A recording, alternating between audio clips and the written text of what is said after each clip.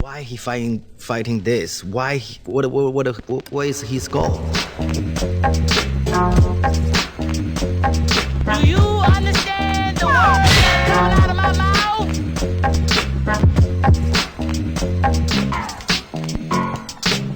Welcome back to the Immigrant section. Today I'm here with Jeevin Gill. How are you, brother? Not bad, bud. How's it going? Well, Kobe just died, Yeah, so literally 10 minutes ago. Isn't that crazy? 10 minutes ago. That's Dude. nuts, dude. It's a real sad one, too, man. Bro, it's out fucked of up. Nowhere. And yeah, my honestly, phone's going crazy. Honestly, I'm saying like fuck Iran. You know, first that Ukrainian flight, now Kobe. What the fuck? Yeah, that's now that's Kobe? crazy. Are you serious, Iran? You want war that bad? Yeah, you're gonna take Kobe out? Oh man. It's crazy. Isn't that funny? The double-edged sword of having the money to have a helicopter. Yeah, They just confirmed his daughters were not on. Yes, which is great because that would have been that's a the fucking worst. tragedy and I a was half. on the way here. People were texting me saying, "No, his daughters were on the flight."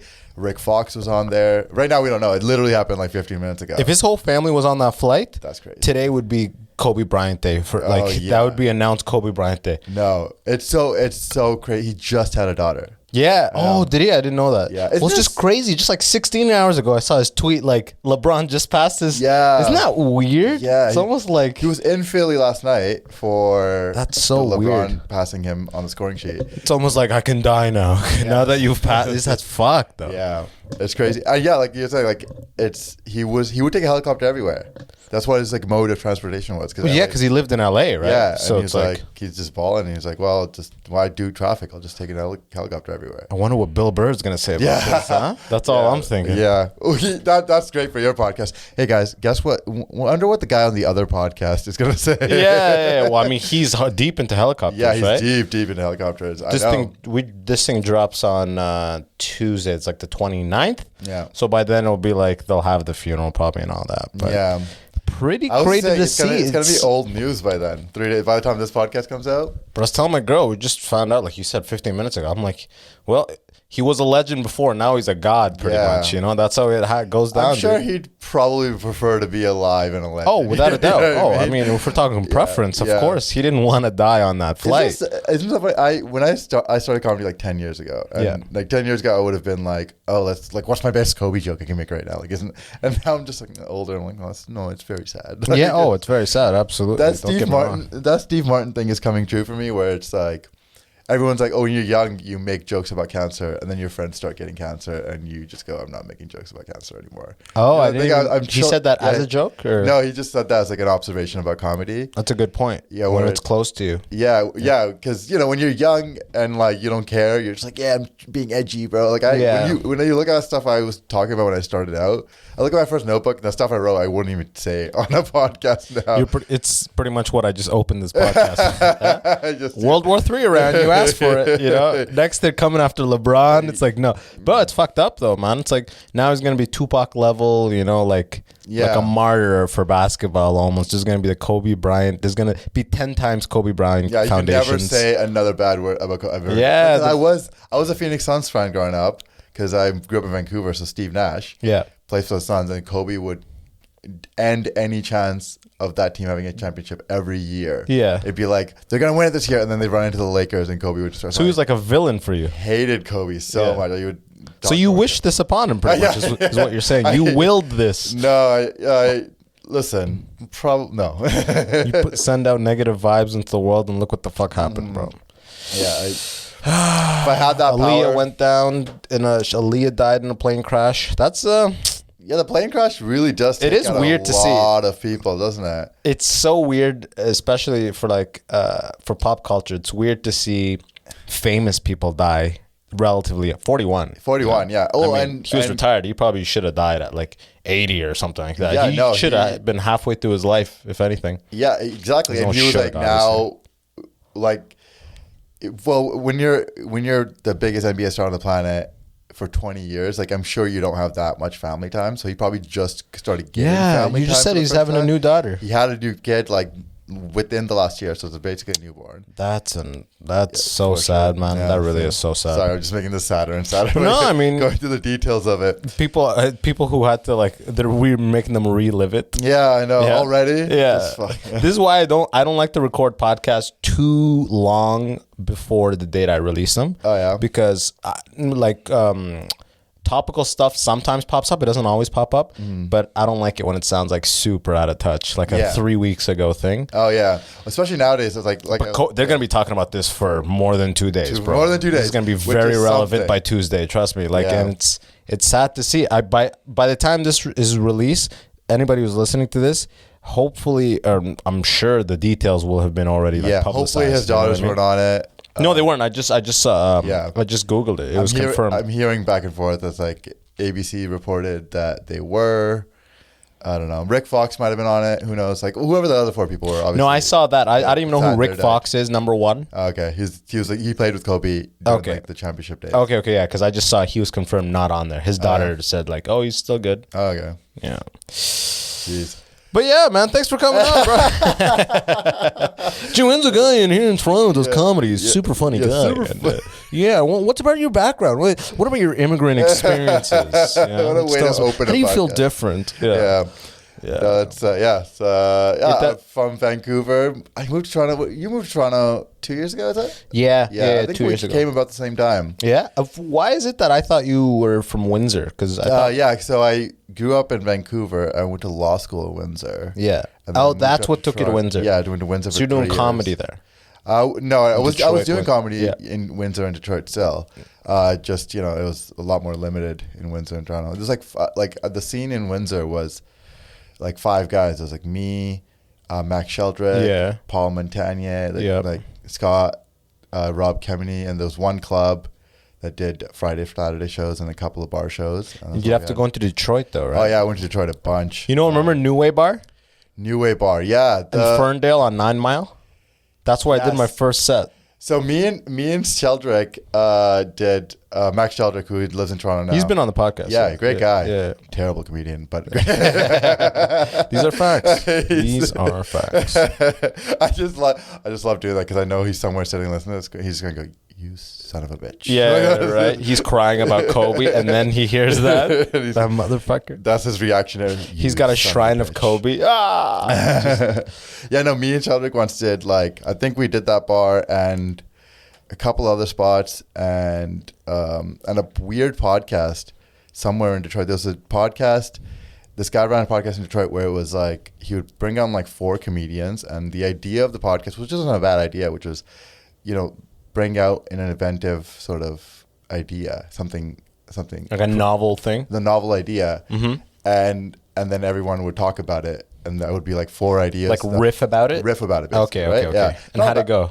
It was good, except the guy who hosted it kept just killing all the riffs so he could move on the ideas. Basically, the idea of the podcast was his idea was last, so he was just trying to get to his idea so he could talk about his idea. I hate that. So it was a great idea. The host just couldn't do it well, where he everyone brought up an idea, we all riffing on it, making fun of it. You have a structure, a general structure, but he was sticking to it too hard. Yeah, he was sticking to it too hard because he wasn't letting the jokes flow. He would just cut the jokes off. Okay, now next. And and then I realized very quickly, because it was a 45-minute podcast, that he was quickly trying to get to his idea. And then he got to his idea, which was it was Amazon for appliances. You could appliances are on Amazon. No, it was Uber for appliances. So you could borrow an appliance for an hour. And then it would go away. And then, so we started making just put a stove. Yeah. It's I need a stove. So you go into your phone and go, "Hey, stove," and then the stove is wheeling around the neighborhood. Yeah. And then it comes into your door and comes in. I'm first of all, you have to invent 4 stove. other things. Yeah. For this to mobile stoves. Terrible idea. Yeah. So we're riffing on it, except he's not doing he's just killing every joke. You're no, this is a good idea, and not laughing along. Just taking it super serious, no, this is actually gonna happen. What a waste of time. Yeah, it was such a weird thing because it was 5 of us. What was it called? Do you remember? It's no longer a thing, I'm assuming. Probably. creative. 4 comics and an idea. Yeah, it was called like 4 comics and a host. I wish I could come up with it. It's like creative ideas or something along those lines. I can't remember. I'm never gonna do it again. Yeah, that doesn't sound. No one. I don't think anybody's listening to it. If you do listen to that podcast, email the immigrant section at gmail.com. Tell us what it is and what your favorite episode is. There was in Detroit. There's also Laugh Tracks Comedy Club. I don't know if that's still around, but that was in the back of Mark Ridley's Comedy Castle. Yeah, I did that a few times. I kept sending them emails to do their Wednesday amateur. Yeah, I sent week after week, and then they never hit me up. I know.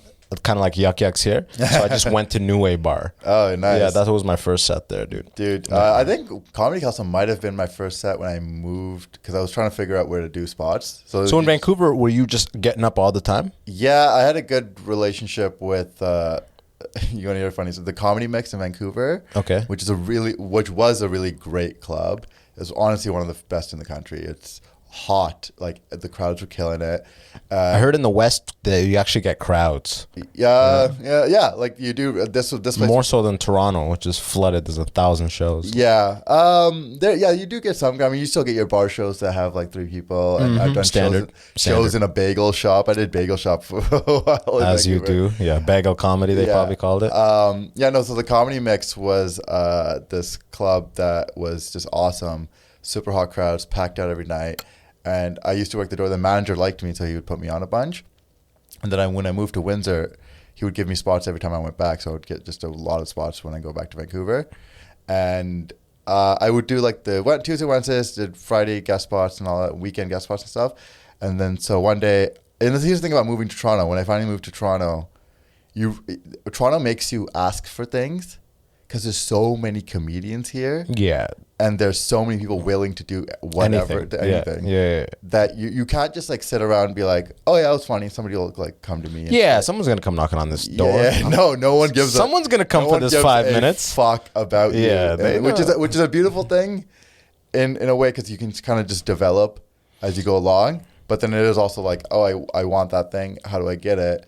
But then I realized in a smaller market, your like skills or whatever they propagate through the market. Yeah. People be like, Chew in, he had a great set. Oh, let's get him on. None of that. None of that. Here it's like you got to be on a daily grind for 3-4 years. Yeah. And then your name gets added to like basically the roster of standard. It's so funny because here. Well, like that was the thing. So you have to ask for things in Toronto, right? And it makes you like, that's an uncomfortable thing for new comedians, because it's like you don't want to feel like you're like want it a little bit. Yeah. You know, like whatever that thing is that we're all insecure about.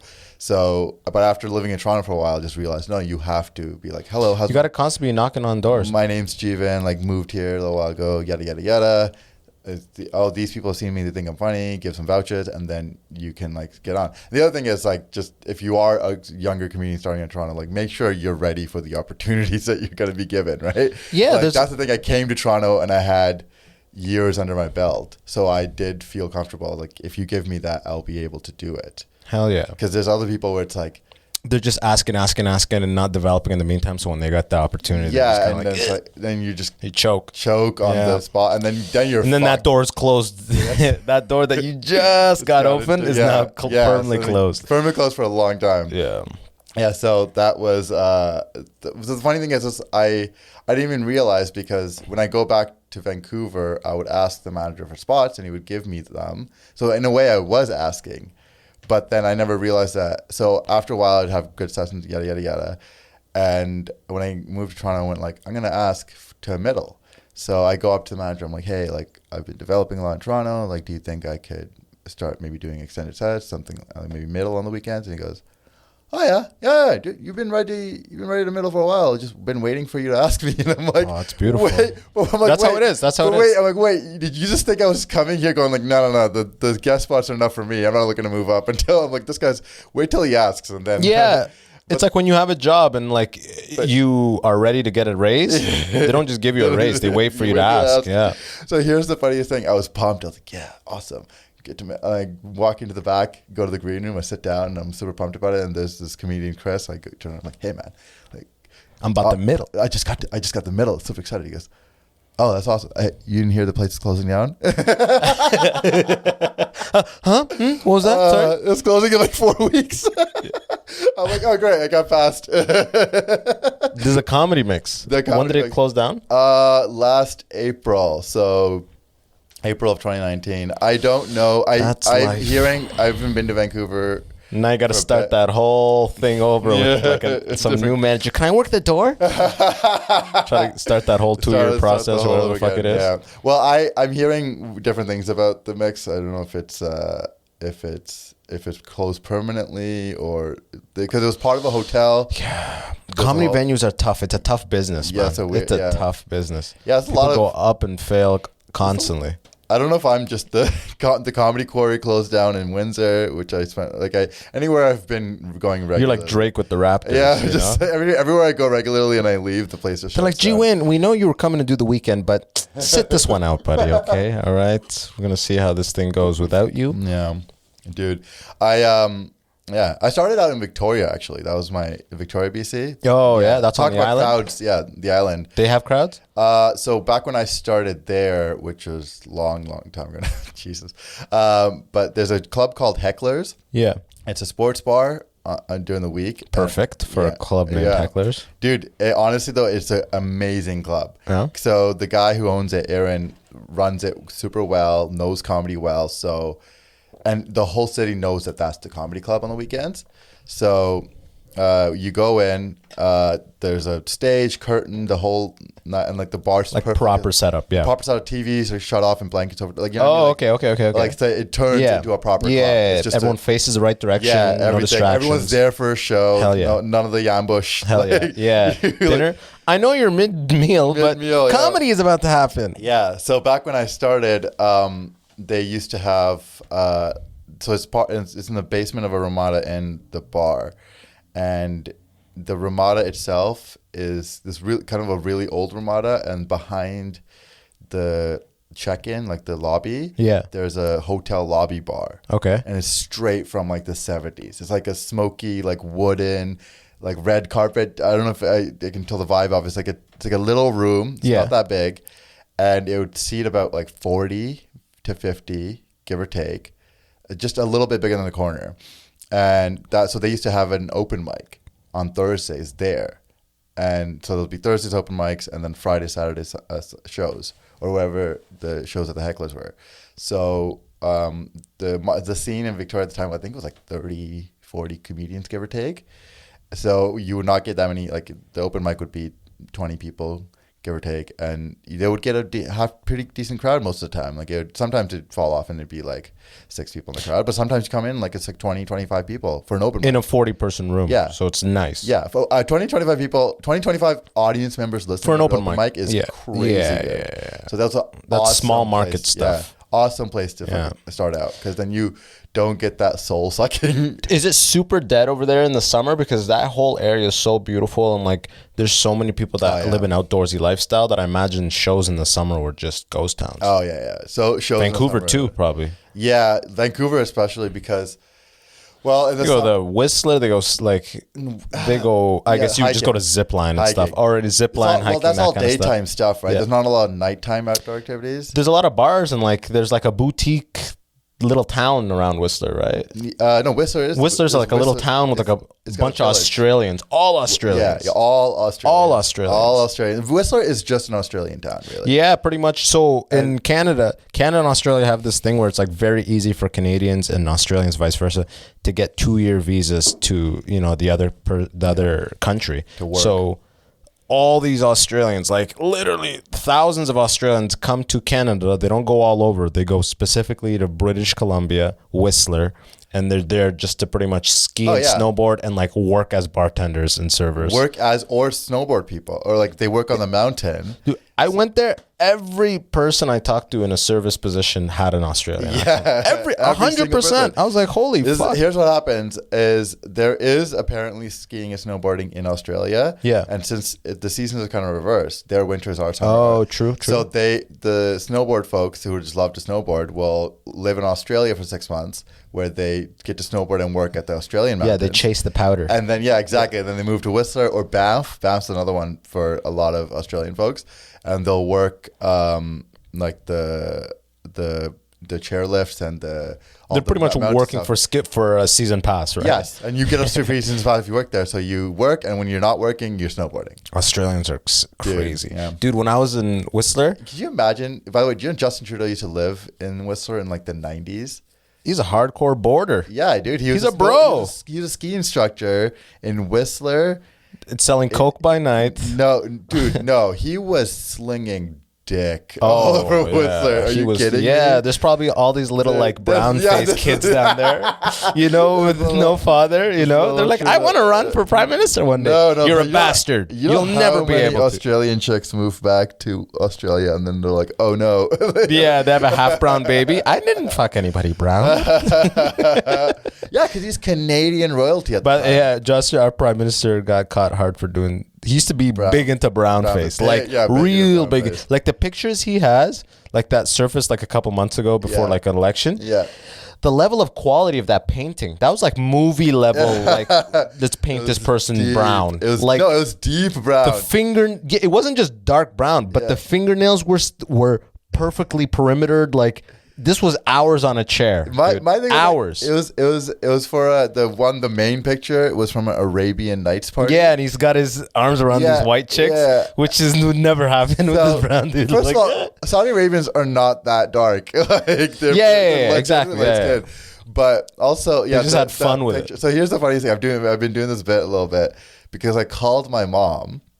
And I was like, I'm Indian, by the way. I call my mom. If you're not watching the video, Jeevin is a tall Indian man with a big beard. He has trouble at airports. Continue, sorry.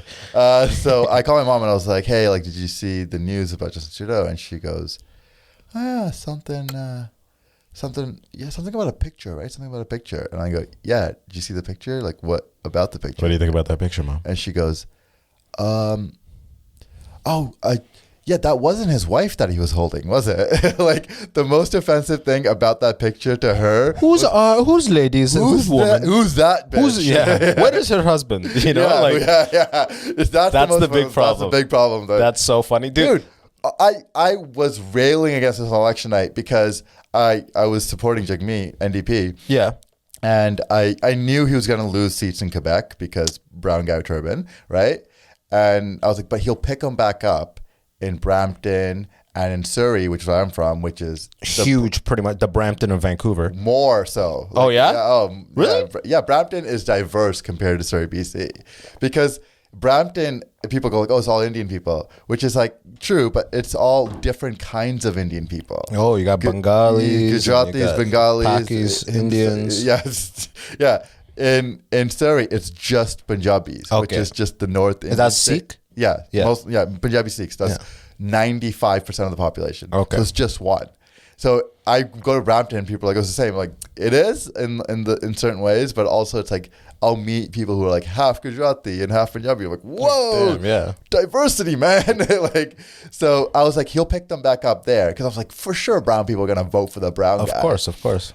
All liberal. If you go back and look at the election, every single Brampton seat, which is 10 seats, and every single Surrey seat, which is like 4 seats, all liberal. I'm like, you motherfuckers all voted for the Trudeau. fucking brown face guy? That's Seriously? funny. They're like, this guy knows how to have fun. Yeah, dude. Like, it's very endearing almost because it's like, hey, I chose to look like this. Like, I'm not going to dress up like, would a KKK guy ever dress up as a black dude and just go to a party and have fun? It's like, no, dude, you would I'm do sure it. That's happening. You do it as an insult. You do it, you dress up as a black dude, and then your KKK buddies pretend to beat you up. That's a racist There would be thing. a KKK party where black dude, somebody dressed up as a black dude and then just made fuck horrible fucking racist jokes. Yeah. You know that's happened. But this, he looks like he's out there having fun. I mean, in reality, what happened was all those places want more immigration. So they were like, if we don't vote liberal, then the conservatives will win and immigration will get cut off. And then my uncle can't come to Brampton. That's real what it is. Like, it's, you think people are mostly one issue voters. Sorry, I just brought in the political logic. No, you got to. You're big into politics, huh? I mean, you practice law. What kind of law do you practice? I did practice law. I don't practice law anymore. Oh, what happened? Don't tell me you were disbarred. No, I'm good. I'm not currently practicing as the right one, I guess. I'm doing comedy, so I want to do that full time. So I'm trying to get that. How are you paying the bills though? I got jobs here and there. I'm doing like a little contract, short pick some up here and there. I'm not lawyering, as it were, but I'm doing something called right now I'm not, like, I'm just doing whatever. It's short-term projects. Yeah. So you can get hired on to do short-term legal work. Okay. And then I was doing some other stuff before. What, when you were lawyering? So I what used were to you do doing? mental health law. Oh shit! Which is, so when someone like stabs someone and then says like, "Yo, I'm insane," you're the guy who goes, "He's insane. Look at these numbers. We got a psychologist. Look at the stuff. He's insane. He's crazy." Yes, kind of. Basically, so the thing that once that happens, this is like the common misconception. It's called not criminally responsible by way of mental disorder. Yes. So that seems to be the scapegoat that all serial killers, all these people, that's the hand their lawyers play. Oh yeah. But people think it's easy. I thought it was easy. Yeah, when people tell you, like, when you tell people that's what I do, they're like, oh, so you just like help murderers be insane? No, people are stupid. Yeah, it's like no, for real, you have to go through psychiatric testing. You have to do lots of, like, it's not like they just go like, oh yeah, he must be insane, go rule. You have to go to the hospital for 60 days and get tested repeatedly and get treatment to see if treatment works on you, that sort of stuff too. And then at the point, the judge will rule one way or the other. There's a court-appointed psychiatrist as well.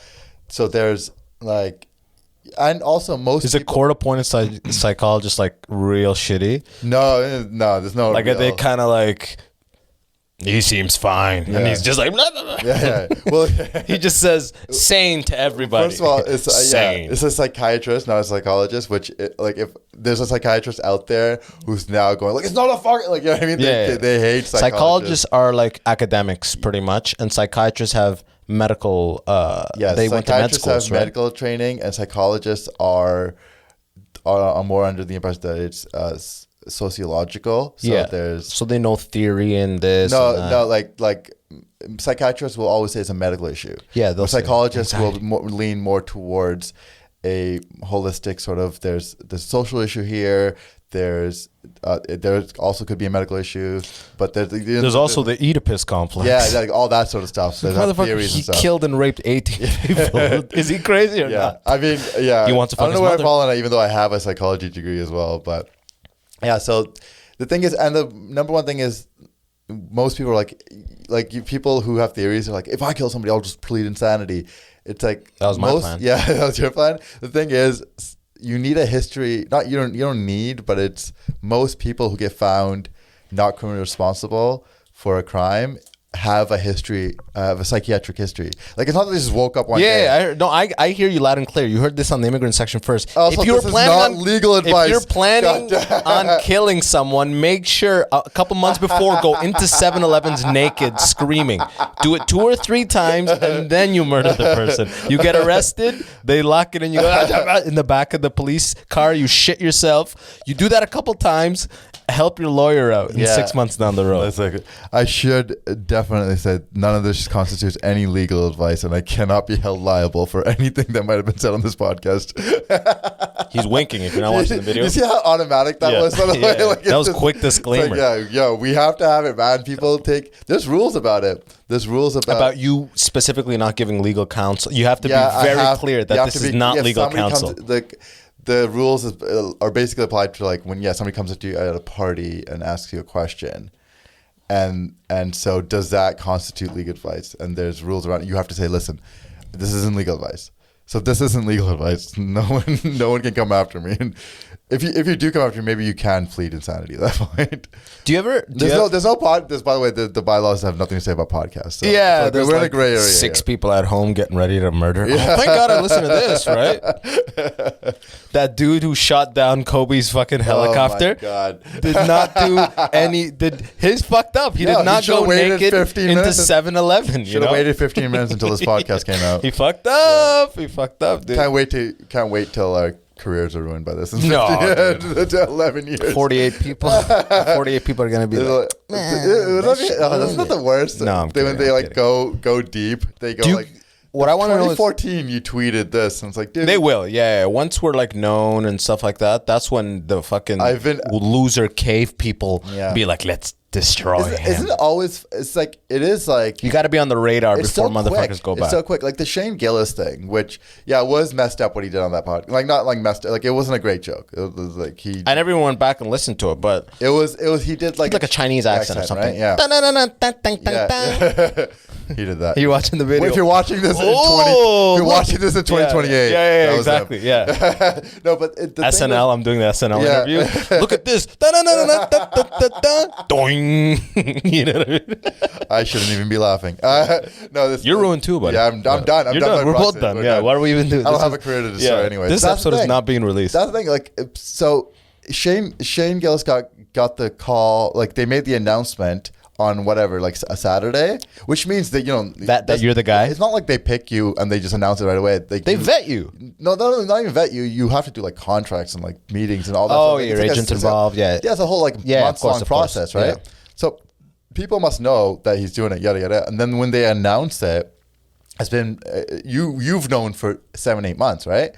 So they announce it, now it's official. And on the Monday, I don't know if you've known 7-8 months, but sorry. Whatever it is. You've known in advance time. Yeah, advance time. And then on like the next day, like Sunday or Monday, somebody like posts this video of him on some obscure podcast from years ago, right? And it's like, were you just sitting on that? Like you were waiting for the announcement? Oh, 100%. Dude, so that's how people do these things. That's how I've noticed, man. Like, grab him by the pussy. When Trump was in the election, grab him by the pussy dropped a little bit right before the election. Also, brownface dropped a month, 1 month, and grab him by the pussy. They both dropped like 1 month before. No, people time it. But that's to do maximum damage. That's politics. That's also a messed up thing about politics. But for that person, the whistleblower, to get the most possible like media momentum, they have to wait for them to be officially announced on SNL. Which makes sense. But that's the thing is we're bringing the political mudslinging, dirty tactics of politics to everything else in life. Yeah, right? because it gives these losers, nobodies, it gives them an opportunity, a little platform to be heard just momentarily. I'm going to out the shittiness of people that make it, so to speak. Right. I'm going to fucking Google you on everything you've ever done. I'm going to listen to everything. I'm going to make notes. Yeah. Because I am fucking, because I am insane. Yeah, and when I kill, there'll be a history. Yeah. Right?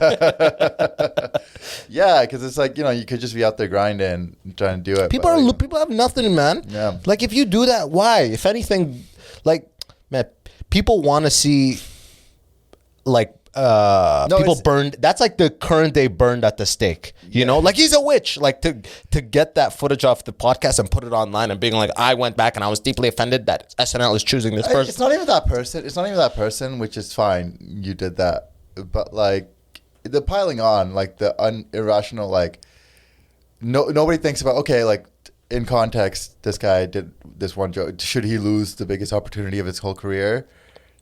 Because he did one. It's not that. The real problem is SNL being like, "Yo, we don't stand by." The public. You don't like this? Okay, he's out. Okay, that's the real problem. And that's what you got to give like. Well, that what makes it not real is because SNL is a business and they're held up by sponsorship, so they know that if the sponsors go, we're not putting ad on there, then they fucks them, which I get, man. Like it's business. You got to pay your bills. The lights got to stay on. Blah blah blah. So, but with the fact that we're looking at corporations as being the bastions of like, if we tell the corporations only listen when it involves money.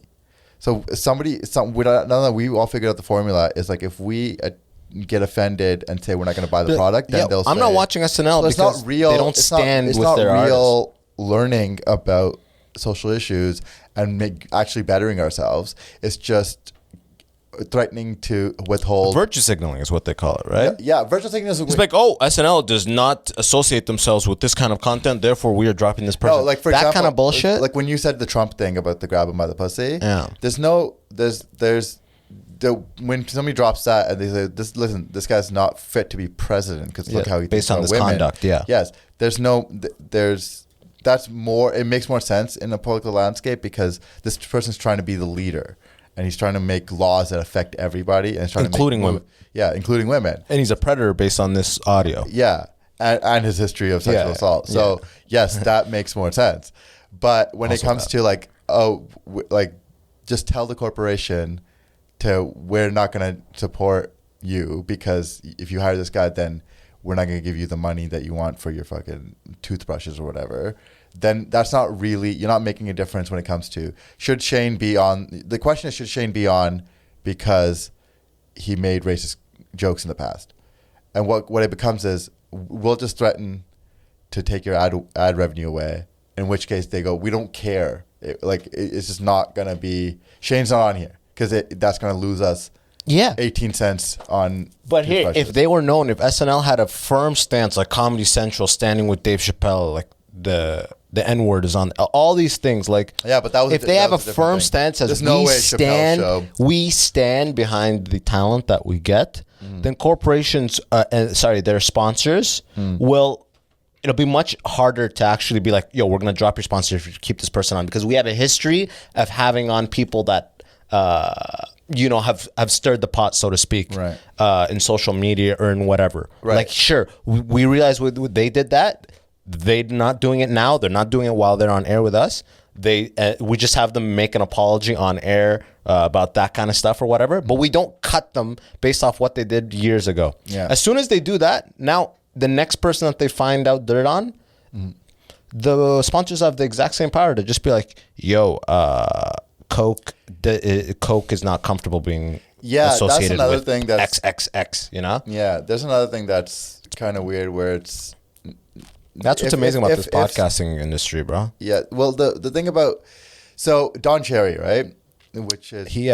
So, Don Cherry got fired a couple months back, if people know. But apparently they've been wanting to get him out. I didn't know that. I didn't know about that. They've been wanting to get him out. This was just the opportunity. Yeah, so they've been wanting to get him out for a while. Because, he was a legend on super CBC, expensive, but also when he switched over to Sportsnet. Now, CBC is more of a public broadcasting place. Yeah, they were paying him a fortune. But they also get government money, right? Yeah. And so it's not as... Sportsnet is a private company that gets all their money from Rogers and ad revenue. Okay. So Don Cherry being Don Cherry is more of a problem on Sportsnet than it is on CBC. Gotcha. Right? So they were looking to get rid of him because it was they knew it was going to cause an issue. And then when this thing happened, they were right away. They're like, it was the time, the climate, everything was perfect. There was enough of a controversy that they're like, all right, boom, let's do it. And because let's be honest, anybody who was really offended by those comments a lot aren't actually watching Coach's Corner. Oh, I haven't seen Coach's Corner every 2 weeks apparently. This is like standard for him. Yeah, he said some crazy things. There's compilations online of just all the shit he said. All the background. This was just the perfect window of time with the climate and everything. Yeah, because that was the thing. I'm sure Rogers was waiting, and that's a big problem too. It's like now you've given the keys to firing to a corporation. I'm sure. Don't immigrants piss you off, Don? If this hasn't happened before, it probably will happen soon. Where, say you're working for whatever NBC, and you have a big issue with NBC. Let's say you're Conan O'Brien. What's to stop NBC from just buying some Twitter bots? Twitter bots? Twitter bots, starting a hashtag, and then being just picking something up and then making a story of it, and then just using that to fire Conan. Just because of the scandal that if all of the paper trail is if all the paper trail is visible for that, or they can go back to it, then that's just some crazy scandal. You know, the fear of that being outed. That's I don't know, man. Like there's two things that are kind of happening simultaneously. Like the corporate keys being given, but also outrage only lasts 2 days, maybe more. Yeah. So maybe like 2 days max, right? So when you're thinking of doing shady stuff, why don't we just risk it? And if we do get caught, just ride out the storm, right? A lot of these companies are big enough to ride out the storm, and that's what the Trump era has been different about. Like when you have so much shit going on all the time, it's hard to keep up. Remember Kids in Cages? That's not. Mexico. That's not changed. Yeah, they're still we were mad about it for like a week. Oh, they're still in the cages? Yeah, they're still huge issues at the border, but they're just like, well, the next thing is now what else can we talk Kobe's about? Dead. Yeah. So it's like moving Kobe's on. Dead. So and there becomes a bit of a quality to the issues.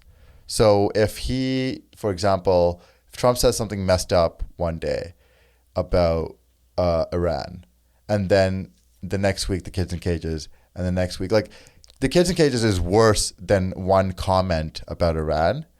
When the president makes a comment around, it is a big deal, but the actual issue of families being separated at the border is a way bigger deal. But when it comes to like the news cycle being 2 days long and outrage just being constant, those things kind of meld together. That's to come and go. Yeah. So there's no peaks and valleys when it comes to like, this is crazy. So like to stand out from the storm it's harder. So all those big issues that really need to be seen. Like right now, if I was like online and I'm just like a typical, online goer, consumer, whatever you want to call it. Yeah. And I saw 2 headlines. One said, Mexican children still being separated from parents, still in cages. Yeah. And the other one said, the new coronavirus killing people. I'm going to click that new virus because, wait, what's this? I haven't. Yeah, exactly. You always go to the new thing. That's fucked up. But, I read on that. Yeah, the coronavirus is like. That's why the coronavirus, I just looked into that today. It's killed 80 people worldwide. Yeah. It's like, yo, what the fuck? Let's slow down. It's just the new thing just gets so much steam. Yeah. 80 people worldwide? 80 people worldwide. There's that many people There's died like 3,800. Yeah, exactly. There's people died today. Yeah, in more Vancouver. Kobe's died today in than Vancouver, people of on coronavirus. heroin. 80 people already died in Vancouver this week on heroin, easily. But that's just normal. We have short attention spans, man. Yeah, and it's like, it's a coronavirus. Like, what is that? What does that mean? It's actually like you can't transfer it that easily. I bet like Miller and like Keith's, they're all so happy. They're like, yeah, coronavirus. No, Never I drink think they're probably all owned by the same person. I think they're pissed. I think. Because it's beer related? I think like eventually it's just kind of like, because corona, and then it just sticks in your head and people are like after reading coronavirus for a week, they're like, I can go for corona. And then they'll just go. I think Miller is probably like, fuck it. It's actually Miller helps. virus. Yeah, exactly. Let's call it Miller virus. We sell so much more stock this week. We'd get that Miller Lite. Yeah. That's so true. Actually, they go to China. They just start. They hire some fake Chinese people, people to make some fake fucking drug called the Miller virus. Yeah. It's 10 times worse than the coronavirus. Yeah. Did you know, like when the Ebola virus started, the Ebola glove company, they sold way more gloves that week. No way. I had no idea. You're the worst. Yeah, it was such a lie. Ebola glove? What the fuck? I would never buy that. You believe that so easily. Bro, it sounds legit, bro. You went to law school, bro. You just ruined that. I'll trust nothing else. All those terrific points you made, they're all gone down the drain. Oh man. Yeah. So wait, I wonder if this will actually affect corona. Is it coronavirus? Is that how it's coronavirus. Coronavirus is. It's just the fucking. I don't even know man. what the. Apparently came from the Chinese animal markets where they sell like. Oh, you want to hear? You want to hear a good conspiracy theory? Sure, go for it. Yeah, here's one. I came up with this. So I'm proud of this. Okay. It's I want to say the Wunnu province, or I can't remember which province, but it's this province in China. But China's a totalitarian government, right? Like they're saying it came from. These are the bat soup thing. There's bats in soup. Do you see that picture of the bat soup, by the way? There's no way. That's not a real thing. Because the bat is full. Yeah, it's like sitting there. And it's half of it is outside. And it's just, and it's chicken broth. And it's in chicken broth. Yeah, that makes no sense. I've never made any, but if I was making bat soup, I would. You got to take the wings off. You got to take the skin off. Yeah. Let me get access. I can't access this meat with chopsticks. So fake. It's so stupid. Yeah, right? But yeah, once again, people sharing that video all over the place. So dumb. But no, so China is working on a lot of things that we don't know about, right? Oh, the stuff we know about cloning is humans. Crazy. Yeah, Number one. Yeah, they got caught cloning. The CRISPR thing? Yeah. Yeah, they did that. If they got caught cloning humans on a small scale. That one scientist. They're combining animals. They're pigeons soon. They're going to fight monkeys and shit. The CRISPR gene thing, that one scientist did gene modification on fetuses, and the kids were actually born. This was like a year ago. So he did gene modification, which is highly unethical and right now. Even when it came out, even the Chinese government was like, we do not support this. We do not want this guy. Like everyone condemned this one mad scientist guy. Which in the meantime, I'm sure, literally that guy from South Park. Yeah, I'm literally like China's government's like, okay, say we don't support it, then go find out how he did it. And if he wasn't already working for the Chinese government, he is now. But So what's the stop them thing? Like they're probably working on a biological weapon. What did he change genetically? And the kids were born and they were like, they had like beaks? Or No, it wasn't even like, that's what people think when they think of genetic modification. It's like, oh, like. I automatically think two half animals. Can we give them like 8 arms? No, it's like. Two half animals that like in the middle they become the other. Yeah. They're not fully. Yeah, they're trying to make a centaur. Exactly. Just an army of centaurs. In the middle. just Chinese like a monkey and just at the arms bird wings start. No, so most of where genetic modification is trying to go is diseases. So I think it was a disease. So I think he was trying to stop. He moved in the DNA what would allow the HIV virus to go into humans. Yeah, so he was trying to make them HIV resistant, less susceptible, resistant. Yes. Gotcha. So he's like, this would be a type of human that cannot be. So that was the only change he made in the. But DNA. instead, the kid had cyclops eyes. Yeah, like we don't know. That's the thing, right? The kid's alive. They're twins. He did it with a bunch of families. He did it with like 5 families. I think there's like 4 kids. And he's just trying to make them HIV resistant? He's not trying to make them super strong, super smart, super fast? Well, yeah, this would be the first time in human history that we've ever modified DNA on an embryo being born. So you're talking about like you got to invent the wheel first before you make the car. 100. But you do realize that genetic modification is 100% gonna happen. Going to happen on a wide international scale. That's the thing. It's like it's written there, it's like, but like of course the scientific communities work like they're like, okay, we're not gonna just go start modifying. Oh yeah, things. Ethics have to be involved. Yeah, test it on rats first. Go all the way up. Standard operating procedures. And this guy just went, fuck it, we're just doing it, bro. And then he just started modifying. It's fucked up, but it's kickstarts science. As fucked up as it sounds, all of the crazy amount of research that Nazi scientists were able to do on like Holocaust victims. That pushed science forward for a fucked up ethically reason. Fucked up, but it pushed science forward. This shit happens even though it's out of our control, and for whatever happens to these twins, it's going to it's going to help the research coming up forward. You know what I mean? Yeah. Okay, so I've heard this before with the Nazi scientists. Someone has to go. What did the Nazi scientists discover? Oh, they didn't necessarily discover any specific thing. They did a lot of testing on medication. They did a lot of crazy testing you would never be able to do. Really? And I can't speak to exactly what they found. I wish we could. I wish we had a guy. I'm on a laptop. telling you, that's where's Patrick? Your early episodes. My boy Patrick. Yeah, dude, Patrick is the guy. Yeah, I want to have him on the podcast. Can I just say, can I just say, I've never met that guy. He's knowledgeable as fuck. Yeah, he sounded, his voice, he doesn't have a podcast voice. I'm sorry. He does. No, he does this weird. It's like he's like everything he says is like he's an announcer in the NBA. Like he's like, well, he'll be like, it's actually driven by the occulty people, and they were told that they would not be able to find this. It's like, all right, thanks, Patrick. But he's knowledgeable as shit. Yeah, he's such a perfect speaking person that is too perfect, and I get. Yeah, I mean, he goes hard. I get distracted. He bulldozes. I've never met him. Info I've never met him. Just a guy who listens to the podcast. He's a hardcore like radio guy. Yeah, but it's a radio voice. It's a radio voice. But like I'm saying, I don't know what the developments were. You can easily Google this stuff. Well, but it's for horrific. Like, it's a lot of scientific development that resulted from horrible circumstances. Right. And people have to bite the bullet and do crazy mad science shit like this to inform the next wave of government appointed and government subsidized and government allowed testing and research. You know what I mean? You're such an engineer. That is such an engineer way of looking at things. Yeah. It's like I'm not bite the bullet.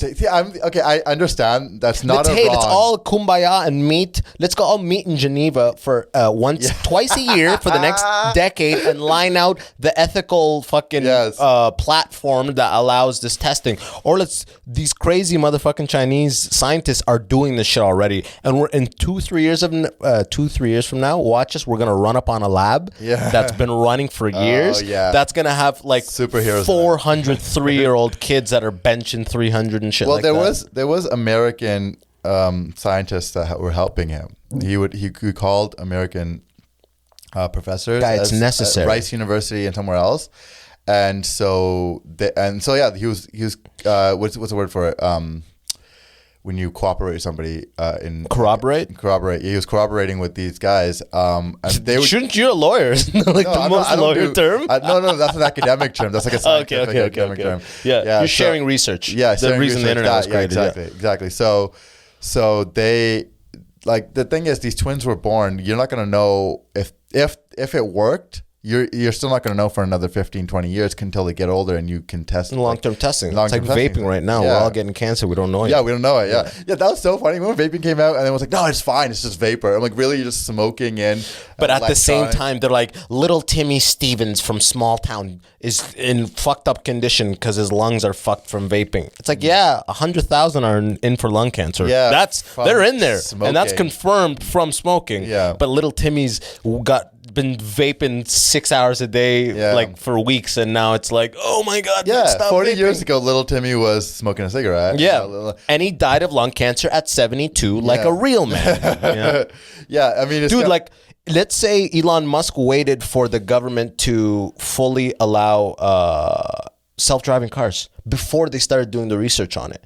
They figured out and they fully developed self-driving cars, and most states, if not all of them, still won't allow that to happen. They won't allow self-driving cars, even though like that one lady got killed. Thousands get killed because of humans driving, because of drunk driving, but one got killed with the self-driving thing, and the lady pretty much apparently jumped in front of the car like there was nothing to do. But that puts a huge black mark on this initiative because it's the new thing, right? Yeah. So, but if they waited for it, we'd be way behind. That's why people like this, you can't openly be like, yo, let's do DNA modification in your basement. Let's openly say you cannot do that and let the craziest mad scientists get discovered. It's helping those scientists out. They're going to arrest them and take their data and hopefully put it on the internet, open source, to help people out. There's so many people out there that are glad that you're just doing a podcast. If you'd just done a PhD in biology, you'd be wreaking havoc. Oh, 100%, bro. I'd be fucking half monkey. Monkeys flying, bro. This basement wouldn't even be a podcast studio. It would just be a lab. Like the I Am Legend. Did you watch lab. South Park? Like that old weird doctor? Yeah. Who just fucking combining animals together? Bro, man. I would be doing that all day. Yeah. 100%. Yeah, it's the way shit progresses, man. I mean, the people say that innovation is necessity is the need, the birth of innovation. Yeah, right? So it's like, I don't think that person I don't know, man. had to do DNA modification on those twins to be HIV resistant. Yeah. If anything, a lot of this DNA stuff and genetic modification, it's going to come into play with like taking your genes that are highly susceptible to having sickle cell, highly susceptible to having early onset diabetes, these kind of things, and adjusting them so you don't. It's not, we're thinking of it in the way of like people are going to fly or have fucking bionic heat vision. Yeah. No, it's just like, make the genetics that I'm born with less susceptible to the known diseases. Well, yeah, think about it like surgery, right? Like surgery, when it started out, was the last ditch resort to fix something that was going to kill you, right? Like an issue that you had. And then as it moves on, it use surgery to fight all health issues, or as many health issues as you can. But it's a health issue, all the way through the history of surgery. Make surgery better, make it more clean, less invasive, all that sort of stuff, that you can treat smaller things with issues. Like sometimes you can go into surgery, like you have an issue with the back, you just go in for 2-hour surgery, in and out, right? Yeah. And they do local freezing. They don't even put you like under anesthesia. And then eventually we got to the place where it was like, all right, so now we can do cosmetic surgery, where it's like now we can do surgery so well that we're like, well, we'll make your nose better. Make your nose look better. Yeah. And then that's in the gene modification of things. That's cosmetic surgery, right? Like, and cosmetic surgery. Also, you think they're gonna do gene modification to get like so you're born with a better nose? It's not the point of gene modification, but obviously at one point they're gonna go that route. Yeah, they're gonna go that route because there's money in it, and people are gonna be like, yeah, I do want for sure to have. You know, Yuval Noah Harari. He wrote the book *Sapiens*. Oh yeah, no, I've been meaning to read that book. It's a great book, but he also the sequel is called *Homo Deus*. *Sapiens* is a history of mankind up until this point, right? And *Homo Deus* is everything going forward, right? So pretty much all of the technical and medical innovation we're going to create for the sake of helping people live a normal life, helping people that are at a higher risk of getting some sort of like avoidable thing, avoid it. Yeah. All that technology is going to be, the rich are going to take all of that and be like, let's get better than we actually are. Right. You know what I mean?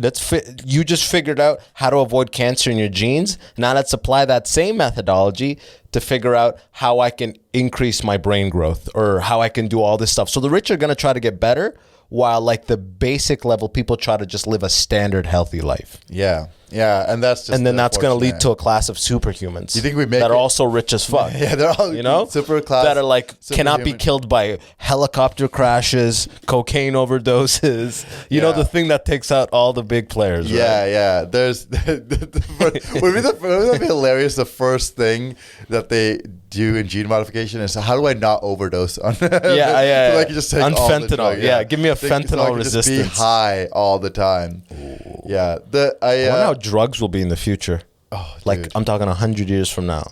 Well, we'll be like we'll be so like integrated with computers that drugs will almost be like running a script. You know? Oh yeah, there'll just be a constant drip. That we're kind of there. We're kind of like the opioid crisis is. So I was thinking about this a little while ago, where the pharmaceutical companies wanted to push opioids. Yeah. So they just made it, they incentivized doctors in the States to prescribe them, you know, in great length and amount. My friend's mom, who's a doctor, called it like 12 years ago. Because she was seeing 12 years ago, people were coming into her office and being like, hey. paper cuts? Yeah, just being like, my back hurts, give me You need this. Valium. Yeah, no. She wasn't prescribing it because she... Wait, is Valium a painkiller? Yes. Sick. Okay. But yeah, basically being like, you know, people coming in going, give me Valium, give me Oxycontin. I'm looking for this. I'm looking for that. And she wrote to the College of Doctors, which is the people who monitor and regulate doctors. And was like, listen, we have an issue here that's growing that we need to get in front of. People are prescribing painkillers, and he's making drug-seeking behavior in the patients. This is going to become a real issue very soon if we don't do anything about it. College didn't listen to him, and now we have a full-blown opioid crisis. Yeah. Because the thing is, think about McDonald's. I understand you're making $100 billion a year from this, but it's a problem, and we need to address it now. Signed, Margaret Stevens from Connecticut. you know? Yeah, you can't give people free reign, man. Like you can, but you'll lose free will and let people do whatever they want. I get the libertarian viewpoint on that, but we had McDonald's for like 5 years before everyone started getting fat. You know what I mean? Because people aren't really, generally speaking, self-controlling people. So if you give people full freedom to take opioids how they want, then yeah, they fucking will, and then they'll be. It starts with the doctors, right? I mean, yeah, I'm pretty sure it starts with bylaws and it starts with, first of all, legalization of marijuana and a bunch of other like more natural medical solutions would help giving doctors actual options. If you have actual pain and weed isn't legal and this isn't legal and you have actual pain, then I kind of got to give you painkillers. Yeah. I have to. It's just like, I'm going to say you don't get a refill. You got to come back here and tell me the pain is going on.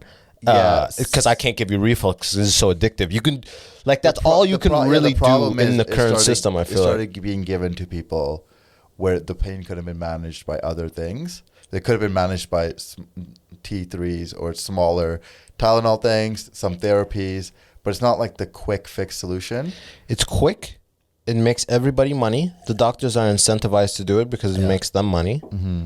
It's just money making at the end of the day, right? Oh yeah, no, it makes. And before it was like they really sounded the alarm. They were going hard with it. Yeah. And now I think they've reeled it in big time. But that's also a problem. Because the thing is, people got addicted to them, and now they're like, now these are addicted to people. Yeah, so now you should meditate. It's like, I've been taking this for 2 years. Yeah, I've been taking this. I'm hooked on Oxy. Yeah. Well, you need to. We're gonna cancel your prescription. You need to focus on the present moment. The outbreak came in because then people were like, how the fuck, and then they started getting that itch. itch, that itch, and then they're like, what do I do? And somebody goes, well, heroin's out there, and then all right, cool, heroin. Like, find me a heroin dealer. You don't look for a heroin dealer when you're just on. Yeah, and then heroin doesn't do you good anymore. Then you go get fentanyl. Yeah, or well, what really is happening is the heroin, like you need to stretch your heroin, so you lace it with fentanyl, so that you could. So it has the same effect. And you're from Vancouver with East Hastings, so dude. I will take your word for it. I know my fentanyl. Yeah, exactly. And then, people start getting hooked on fentanyl a little bit, because that's the other thing people don't talk about. So some people are looking for fentanyl. A lot of people are dying from heroin overdoses because it was laced with fentanyl and cocaine. Yeah, as well. you cut these drugs with fentanyl, because then you'll get more, like, you could sell 3 grams of heroin, but if you cut it with fentanyl, you can now sell 5 grams of the same heroin. So you're making more money as a dealer. Because a tiny amount of fentanyl has that same boom and addictive and high effect. Even tinier amount more and you die. Yeah. So that's what it is. And but those people. That's how Mac Miller died, apparently, huh? Is that fentanyl overdose, really? Yeah. Well, I think it was coke with fentanyl in it. Yeah. I might also be talking out of my ass, so I don't know. I'll tell you one thing, it wasn't a helicopter crash. Rest in peace, though. Rest in peace, Kobe. Black Kobe. Rest in peace. I have had, rest in peace. It's crazy because probably in the time that we've been doing this, they've probably already figured out what the cause is. I'm being a professional. I put flight mode on my phone. I appreciate you. Yeah, no calls. You just have to put it on vibrate. Yeah, I go in, bro. You're like, you ever see somebody actually turn off their phone at the beginning of the movie where they're like, please turn your phone off, and I saw someone holding it. Oh, really? Like, you dumbass, just put it on vibrate, put it in your pocket. What are you doing? You law-abiding citizen. I'm gonna put this on, man. Rule follower.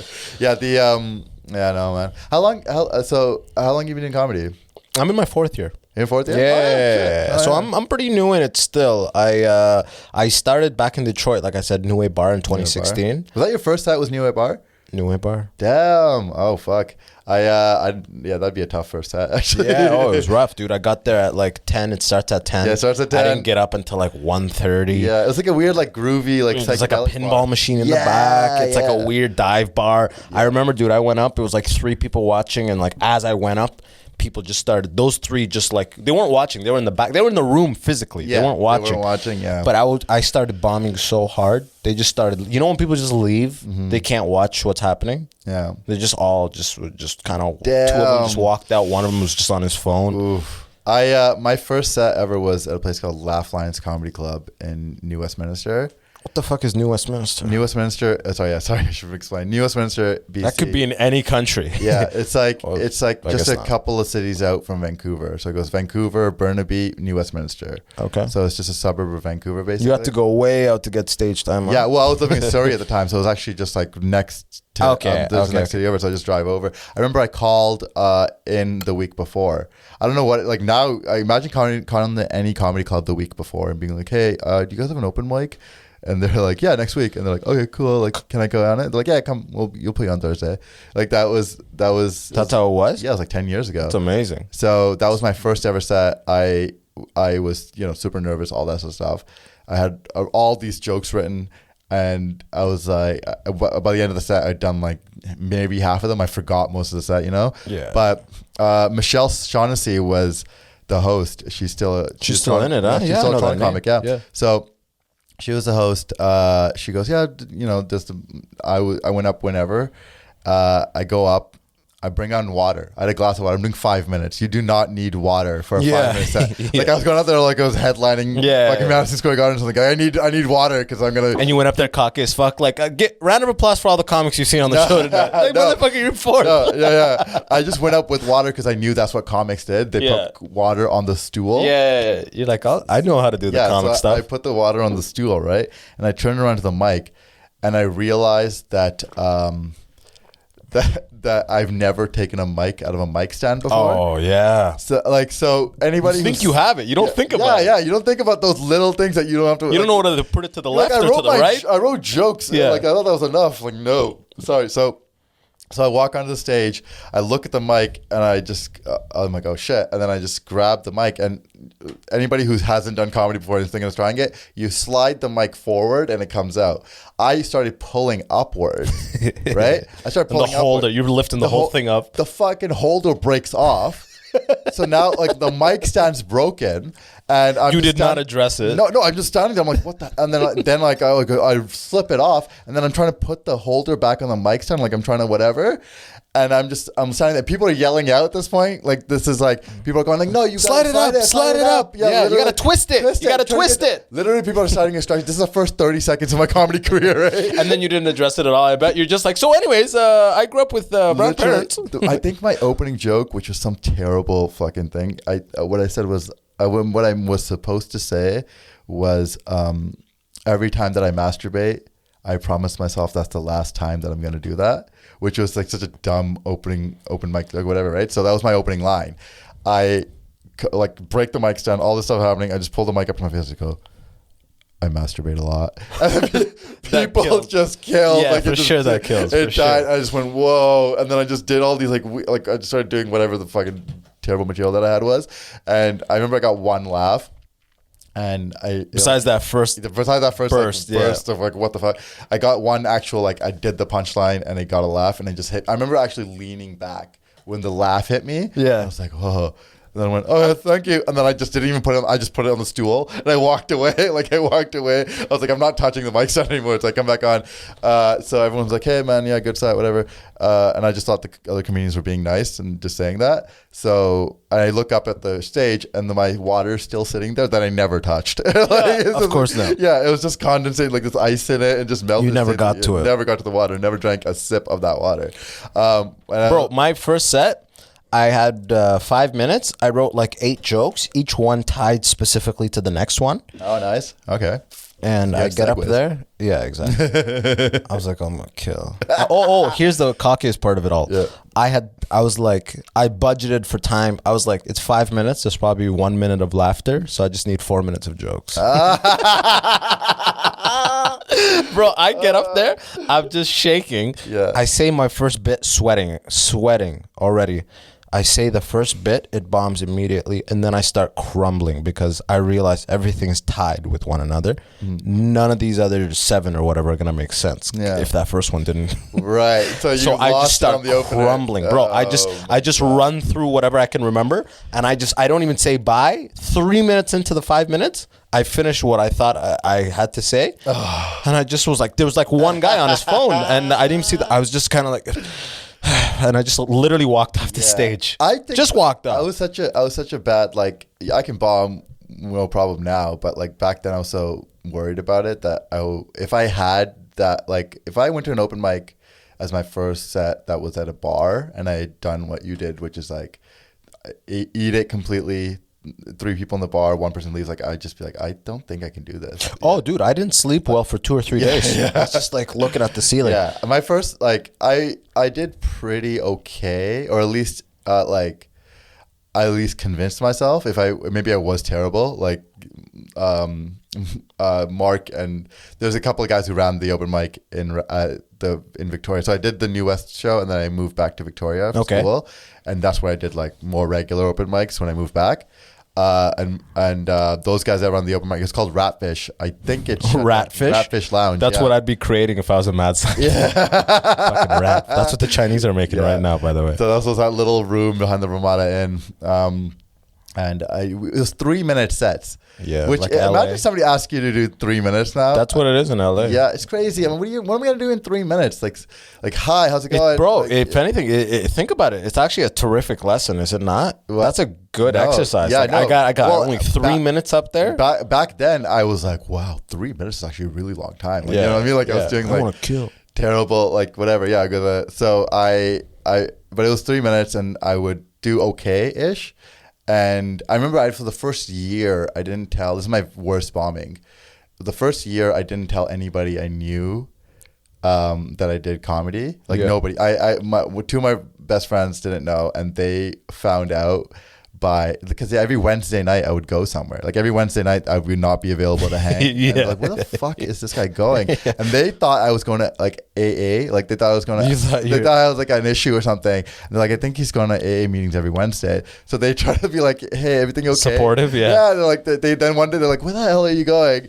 And like I don't think they followed me, but they're thinking of following me one night to be like, is he okay? Like every Wednesday he's disappearing. Meanwhile, I was going to like go put on a Batman outfit. Yeah, go to a hotel, tell man. jokes. So the first year I didn't tell anybody I knew, and then what's it called? Some guy ran a podcast in a place called Langford, BC, which is outside of Victoria. The guy David Atwood. He's a magician. This magician in Langford, BC has a podcast, right? Okay. And I get booked to be on it. And like I get picked up from my house by this guy, and we're driving over and we're talking and stuff like that. And he drives into Langford. And I figured like it was like this, like he must have, I figured we were doing a setup of some sort. Setup of some time where we just sit on the couches with microphones, whatever, right? Podcast can be done wherever. So we get to his house, and Langford, BC, like most of BC is like forested areas. So when you get to like the suburbs of Victoria, you'll get into a cul-de-sac. There'll be a house, and the backyard there'll be a backyard, and it leads into just a forest. Okay, yeah, right. Gotcha. So we go into his house, and we walk through, and he goes, "Oh, that's my daughter." It's like whatever. Drops his keys off, and he goes, I figured we're going downstairs or into a room, and he goes, "Oh no, it's in the backyard." And I look into the backyard, and there's the backyard leading into the forest, and at the edge of the forest is this shed, like the scariest, rapiest looking shed ever. yeah, okay. And he goes, "Yeah, it's rapiest." Yeah, you're like 2 feet taller than the guy, probably. Let's be honest. Yeah. But I was like, like 21, like I was just scared of the world. He takes my knees out, I'm gonna buckle like the fucking leaning tower. So he goes, "Yeah, we're doing it in the shed." And we start walking out the backyard. And as we're walking, I'm like, "You dumbass." He's like, "You have great skin, Jeevin." No, yeah, literally, I'm thinking to myself, you thought a magician had a podcast in Langford, BC, you idiot. You're going to die now, right? Yeah. like a dumb, I was like, this guy's a serial killer. He just preys on open mic comics, right? So I literally start like figuring out, I'm like, okay, I'm gonna go for his eyes and kick him in the balls. Like I just start putting together the whole thing. Like the attack plan. I try to remember where he put his keys. I'm gonna take his car and get the fuck out of here, call the cops, like all that shit. He opens he has a padlock on the rape shed, right? Jesus fuck. Opens it. It's the nicest podcast studio you've ever seen. Oh yeah, yeah. Just so, dude, like the arm thing. He had the marshmallow pads on the wall. This big Apple Mac in the corner where he edited. Like, wouldn't it be fucked up if he still raped you?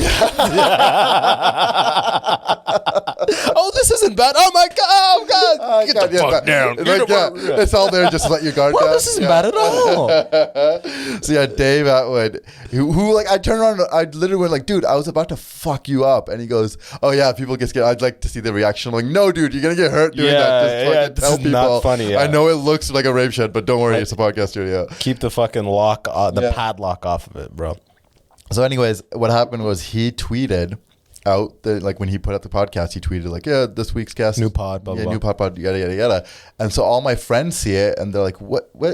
Because it's sort of like comedian Jeevin Gill, or back Jay Gill when I was going back Jay Gill, and he goes, my friends go like, "What? You do comedy? What the hell? What's going on?" And so I go, "Yeah," and they go, "We gotta come see you. We gotta come see you, right?" And so back then I was like, I'd been like doing it for a year, and I was like, "Yeah, I think I'm good." So you're killing it. I think I'm good enough for people. You're to see headlining. me. Yeah. So I had got booked to this show a few weeks after that at the Victoria Event Center, which sounds like a cool like a really big venue. Really not, but it's just the YMCA in Victoria. Right. Yeah. So I was booked to do like, it was just a regular Sunday night show, like 10 people and a headliner. And this guy 10 people in a headliner. Regular 10 people in a headliner. That's like a small town. Like, let's put the whole scene up, and then literally 2 hours into, and everyone's yawning and leaving, we'll put up the headliner. So it was ran by this guy, Wes Borg. I'll drop names because I still don't like this guy. Wes Borg. I'm also, one of my biggest personality flaws is like, I will hold grudges really bad. So it's the mark of a true comedian. Yeah, right. I'm a really chill guy, and so I won't get mad at you for most things. If you ever listen to Tiger Belly, Bobby Lee, he's got a list of people who's crossed him. Yeah. But if you reach this like crazy high level, like I do have a really high bar for when I'm like, I actually hate you, but if you do reach it, like, you're done, right? So fuck Westbrook. Anyways, so basically what happened was kind of my fault, but so I got booked. He books this show, so he puts me on, right? And this guy Mikey Dubs in Victoria tells me like, "Yeah, it's a good show. Just so you know, like, if you're not doing well, like, Wes will like get on a piano and start playing you off. Like he'll and I was like, okay, that's weird, but whatever, right? So your friends are at the show. Yeah, my friends are my first time. Gotcha. Time. I'm so nervous that my friends are there, right? But I'm also kind of cocky. I'm really cocky at the time, where I'm like, guys, I think I was supposed to book to do like 7 minutes, and I had 3 minutes because I've only been doing 3 minute sets. So I'm like, how tall are you though? I'm still 6'7". Yeah, you're 6'7". When you're 6'7", you're a little cocky. Yeah, so I'm standing in the back, and like now we know a little bit where it's like if you're doing a 10-person show, and I was like 8th or something, and the first 7 just bombed completely. Like you're not gonna be the one to fix it in 7 minutes. Yeah, like exactly. you just prepare for like this is gonna be rough. Right? You're not gonna go out there and just murder. Yeah. So the room's got a stink in it. Yeah, the room's already got a stink in it. But I was in the back going like everyone's bombing, but I got my 3 minutes. Yeah. Of fucking jokes. Fire. I'm like, kill these. Wait till they hear this masturbation bit. Yeah. There's already been 6, but they haven't heard mine. I was doing dark humor at the time, like way darker humor. So I was doing like a starving African child bit.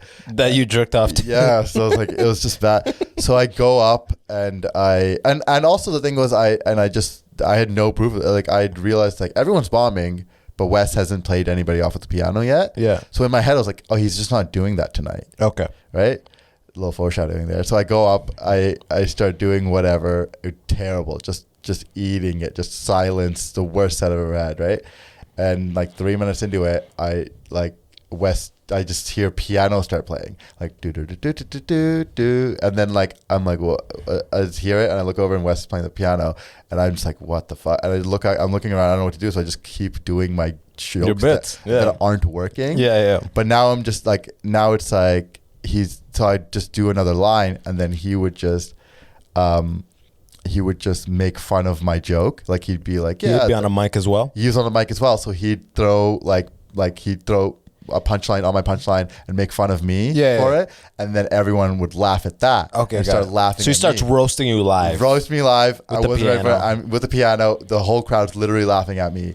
And I just I just like fucking walk off the set, and I just like, and like he did like 2 or 3 times, and I just went then walk off, and I literally just walked to the back, like there was like this little patio, so I walk out, and I'm like close to tears, I'm like a deer, I'm like, what the fuck just happened? And I'm like so whatever, right? So I'm like, you know what's bad when the comedians are like, they don't even make fun of you. They don't say anything. They just go, hey man, like it's no. They were giving me like the. Oh, they were being positive. Yeah, hey, I got that when I got booed off stage at Nubia. Oh, dude. Yeah, I got that. Yo, it's all you, bro. It's you. Yeah. Hold on, let me go back to that. So literally they're like looking at me with like, hey man, it's gonna be okay. Like, and I'm like, which tells me that I did so much worse than I even thought. Yeah. And then I have to walk back into the crowd. I'm sitting with my friends, so I sit down next to like 12 of my friends.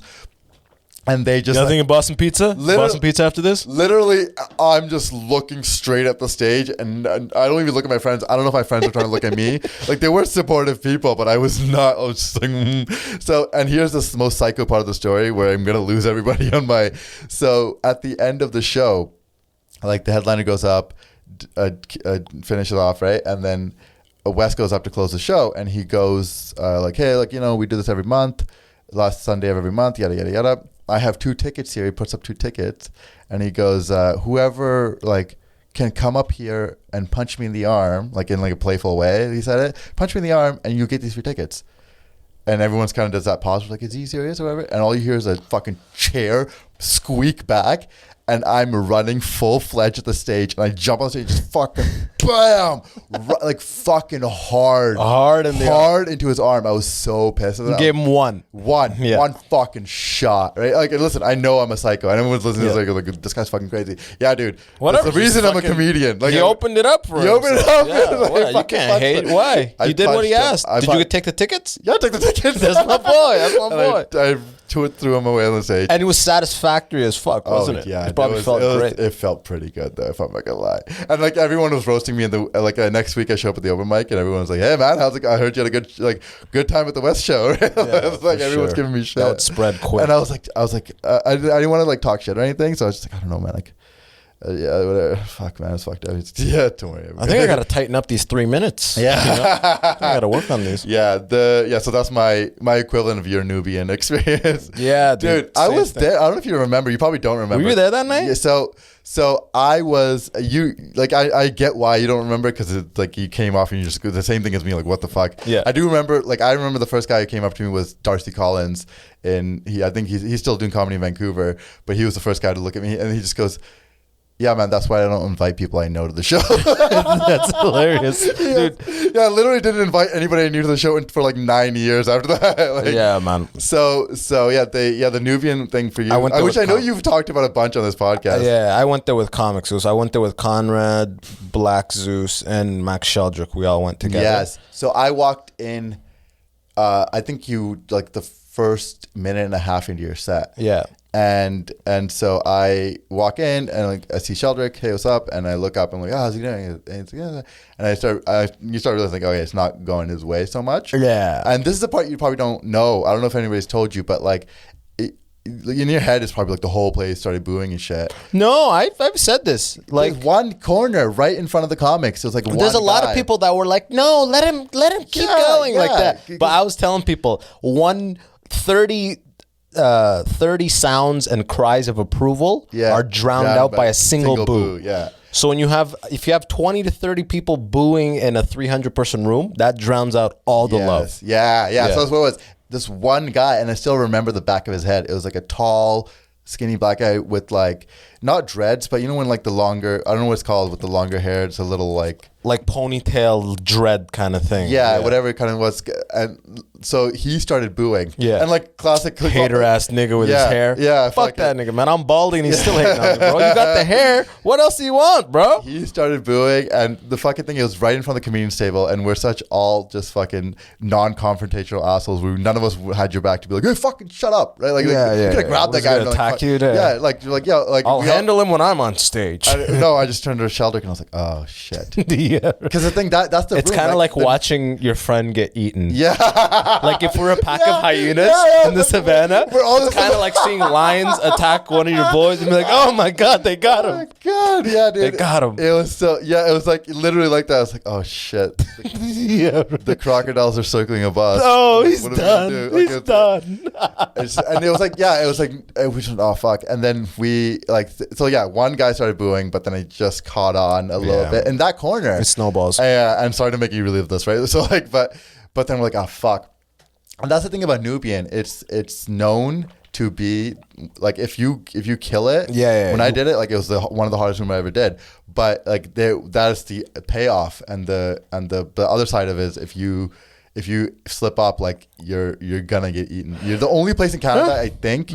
You might get booed. It was a straight up like Apollo Theater booing style. Yeah, it's a black show, dude. Yeah. Like that's what, so like anyways, like it's so you like finish your set, and Kenny Robinson comes on. He goes, Kenny's a sweetheart. He just goes, yeah, didn't go well for him, and then he just goes, everyone laughs, and he goes, but he's gonna be back. We're going to have him back. Yeah. And like everyone's... No, I remember he goes, smart guy. It was smart stuff, but he needs to get to the punchline faster. He needs to get there quicker. Yeah. He'll be back on. And people are still like... Rah, rah, rah, rah, yeah. But I remember we went like, we booed him, but like we're supportive. He'll come back, right? And so like Kenny Robinson's already giving you advice. He's like, you just got to get to your punchlines quicker. That's all it is. I was scared as fucking... Well, I mean, I've already told the story a million times, but... The next time it will not go down like that. You haven't been back? I've already hit him up. I'm like, yo... Put me back up. Oh, yeah? You ready? Yeah. There you go. Zeus is headlining it tonight, huh? Tonight, yeah. Black Zeus. Yeah. This doesn't come out in time, but I was going to plug it for him. But hey, we're running up on just about an hour and a half. Oh, yeah. The thing I was going to say was that you came back to me and Sheldrick, and I just like went I just went on the back. I think you were in like a leather jacket. I don't even literally remember you there, dude. That's the fucked up part. I was like, I totally get it. I was like, dude, I wanted to leave. They're like, no, stay for your $25. They're like, no, stay till the end and get your 25 from Kenny. And I'm like, fuck. So you have to sit through the next like the 2.5 people avoiding contact. Everyone who's trying to go to the bathroom, they see you and then they avoid eye contact. I'm like, I want to leave so bad. I didn't know what to. No one knew. I was just like, yep, that's all I do. Yeah, dude. But honestly, like that's the thing. It's like you live through those, and then the fact that after one of those that you go like, I'm gonna like, when's my next spot? Like corner, like whatever. Like it's like, all right. Yeah, I went up to the corner right after that. Yeah, so it's like, you're like, that's the mark of a real comic. You eat a shit like that, and then you go, all right, well, the next show. Yeah, that's not gonna happen to me at the next show. Maybe eventually. I mean, that's not my last booing. Who said that'd be? I'd be so cocky to say like that's my last booing of my career. But like, it's not. There's no way that's my last booing. When you go through the roughest one, and then you're like, all right, like I'm still doing it. But I have a different mindset going to Nubian the next time. I was a little high when I went there with Zeus. I was nervous as fuck. I had this inferiority complex about being like black audiences won't like me because I'm too whitewashed. I had that. I was what happened. I walked on defeated. Yeah, and I walked onto that stage defeated. Like the thing is, dude, no, I don't need to change any of the bits I was doing. You gotta be you. Like exactly, those are my bits. Yeah. Okay. You know what I mean? Just do them like you do them normally, and it'll go how it'll go. Yeah. Dude, I was just like, oh, they're gonna boo me. Did they hate me? They hate me. Like that's all that was running through my head. No, it's like, and you're defeated before you go in the ring, so to speak. That's right? You like. Well, actually, this is like I was like Tyson's opponent. So this is a really good lesson that I learned like 3 years ago. When I first moved to Toronto, and it's like one of the defining moments in my comedy career when I look back at it. But so I used to be like that, right? Like it took me 2 years literally to learn how to speak into a microphone correctly. After the microphone debacle in my opening set, like I wouldn't touch the microphone anymore for the first couple of years. You were traumatized for a little bit. Yeah. So I would tell the host, I would tell Mark hand it off to me. Literally, no, but he was like a really short guy. He was like 5'5", and I'd be like, could you just pull the microphone up? So every set I had, he would grab the microphone, and then he'd have to go like this to me because I'm 6'7". You didn't want to do any adjustment. 5'6". Yeah, I didn't want to do the adjustment because I want to fuck it up. So he would fucking pull it up like 10 feet, and then so you'd go like this, and then I'd walk on, and so like it's sort of size discrepancy, and then I'd come back, and then you'd have to pull it down. Mark's just sweetheart for even doing it. So anyways, I remember like I was always nervous, always like quickly writing stuff before a set, like just like, oh, like I'm gonna forget it, like my favorite thing I'm gonna forget, and then I'm gonna like pee my pants or whatever the fucking fears were. So I remember I got booked to do this show, it was like a show in like Whitby or Oshawa, so it's just outside Toronto. Yeah, and those just outside Toronto shows are. Or maybe it was like Brampton. I can't remember. Like I was just outside Toronto, one of the suburb ones. The suburb ones are Brampton are very different. Yeah, no, they are. Yeah. But like at the end of the day, it's kind of the same, just a suburb of Toronto. Yeah. So and Dan Brian Rosen picked me up we were going to the show together, and I was like when you get booked on those suburbs, you know what it's gonna be like. For the most part, like there's some good ones out there, but for the most part, you walk in, it's gonna be an empty bar with scattered people, some barflies that aren't there for the show. They're just at the bar. But if you can convert them, it's a good feeling. Yeah, but yeah, so it's gonna be a rough gig. It's gonna be like 4 comics from that like suburb, that local, yeah, and then like 2 local cats. And at that point, like I was still afraid of like people talking in the crowd, even like I was like, let alone crowd work, like people just talking. You just didn't want, because then you let alone like going into the or... crowd. Yeah, like I'd never gone into the crowd before, like that sort of stuff. So but I remember like driving up, I knew what it was going to be, so I was just preparing for a rough one. But you'll still have that hope when you're driving out there. It's gonna be a sick show. Like it could be a good one. Yeah, it could be a good one. Like you never know. But like 9 times out of 10, you walk in, you're like, there, like it's exactly what I expected it to be, right? So I was like kind of riding in the car and still kind of nervous, and then I walk in. And like it was an empty bar, like microphone in the middle of a dance floor. So it's like microphone, empty dance floor space, and then tables, which makes it even worse. Yeah. Right? So I walk in and I'm like why did I think, like, what was I nervous? Why did I hope? Well, why did I hope? And then I just got, like, I was a little mad, and I was like, and they're going up and just I'm like third or whatever, and they're doing whatever. I'm like, just fuck. Like, why the fuck was I even, what the fuck did I care? Like, fuck it. And then I just went up with such a fuck it attitude. And I grabbed the mic and I was just like, didn't do any material. Just started riffing off of what was just said about like Burger King or whatever. And then I look over and like there's 2 people in the audience who were just friends of somebody. And I just went, oh, so what's up with you guys? Like, are you guys dating? What's going on? And then I just ended up like finding out that the guy just got out of prison for something. And then I did 10, 12 minutes of like awesome riffing that murdered the 4 people that were there. On this, and then I just got off and I was like, yeah, like why was I like fuck it, like, and the reason I got to do like that crowd work so well was because I had that weird fuck it attitude, mentality. I don't care. It can't get any worse. Fuck it. Yeah. So and then I was able to, and I don't really kind of explain how, but I was able to take that with me from that day. With like every time I walk on stage, I'm like, just fuck it. Like I'm fuck it. And then I just grab the mic, and then the audience feels that, and they go, oh yeah, fuck it. Like they go, this guy's fuck it. Fuck it. Yeah. Fuck it. So he's just having fun with it, whatever. So that transfers. So what happened with you? Like you're nervous, like you don't know it, but the audience immediately picks up on it. No, 100%. 100%. And so it's absolutely like that for me, that was like such a turning point for me. And it made joke writing easier. It made like crowd work easier, riffing easier, just relaxing on stage, like the whole it was a voice finding moment, and it was just literally like being able to be like, oh, I don't really it's, you do care about your craft, and you do care about your jokes, and you care about all that, but just the attitude you walk on stage with. I think for me especially, I just realized with every set I do and every day that passes that I'm trying to grind in this comedy thing, that I realized that you're just trying to be yourself with friends up there. You're just trying to get to that vibe. Like if something funny happens to you and you're about to go hang out with a couple of your buddies, you don't think, okay, how am I going to present what just happened? Yeah. You just get in there and you open your mouth, and you just, that vibe, that energy you bring of just recreating what you saw and just getting it out of your head with no filters. That's what we're ultimately trying to get to on stage. You know what I mean? Like, guys who are doing like one-liners and alt comedy and that. For my style of comedy, I just want to be absolutely comfortable. I tell stories. I'm like, who was it that recently just heard say like the difference between like the funniest guy in your group of friends and an actual professional comedian is just the walk from the stage to the stage and maintaining that. Bill Burr said it takes 15 years to be just the to be type of funny you are in front of your friends. It takes 15 years to pull that off on stage. Yeah, that's all it is. And that's what it is. You just like last night I did the Underground. Yeah, and the first show was like I was working on a set or something, and the second show was this storytelling show about drug experiences. So I was like to Joey, who runs the Underground. Shout out to Joey, Puff Mama, Underground. Everyone family. Go support the Underground. If you're in Toronto, Underground 420. It's in Leslieville in the East End. It's the best. Honestly, everyone go there. Shows pretty much every day of the week. Yeah. So I was like, hey, can I jump on the show and just I have this story? I think it would really work. I've told it to my friends a million times. Never told it on stage before. And I just walked up there and just was able to like do the 5-minute story like a bit, like I'd been writing it. And that's just because I had the ability to be like, fuck it. Like, we're just telling stories. So it's like a really good... It's the best feeling. It's as you step up your comedy. Yeah. It's like... It's a long road, man. Yeah. You have to parse it out. Like, I don't... Like, there's people who just don't give a fuck. And I'm like, I don't give a fuck. And they'll just do whatever. And they bomb all the time. Yeah. That's not good either. But you just have to be able to carry that... Like, and yeah, at the end of the day, it doesn't really matter.